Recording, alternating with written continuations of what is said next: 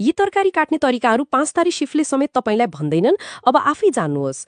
आलु डायमन्ड आकारमा पहिले आलु बीचबाट काट्नुहोस्, पातलो स्लाइस बनाउनुहोस्, त्यसपछि तिर्सो काट्नुहोस्। शेप निकै आकर्षक देखिन्छ। तरुल बोक्रा हटाएर लामो काट्नुहोस् अनि तिर्सो स्लाइस गर्नुहोस्, छिटो काटिन्छ, सफा पनि हुन्छ।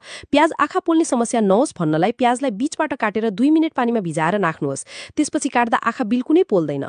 काँक्रो सलाद, काँक्रो साना साना यस्ता टुक्रामा काट्नुहोस्। यो तरिका अपनाउनु भयो पनि धेरै काट्नुपर्ने भए पनि सजिलै हुन्छ, कुनै बन्दागोबी झन्झटै बिना काट्न एउटा चपस्टिक बन्दागोबीको तल्लो भागमा घुसाउनुहोस् र त्यसपछि चक्कुले घुमाउँदै काट्नुहोस्। सजिलो र छिटो।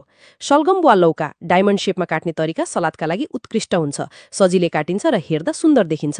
डल्ले च्याउ, सबै मशरुमलाई एउटै सिन्कोमा उन्नुहोस् अनि एकैपटक काट्नुहोस्। सबै टुक्रा बराबर हुन्छन् र समय पनि बच्छ। फ्रोजन मासु, पाहुना आउँदा मासुलाई पुरै पगाल्नु पर्दैन, पुरानै अवस्थामा राखेर पातलो स्लाइस गर्नुहोस्। हेर्नेहरूले तारिफ गर्छन्।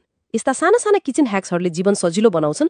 अझै यस्तै टिप्सका लागि आइडी फलो गर्न नबिर्सिनुहोस् अनि लाइक र शेयर अवश्य गर्नुहोस्।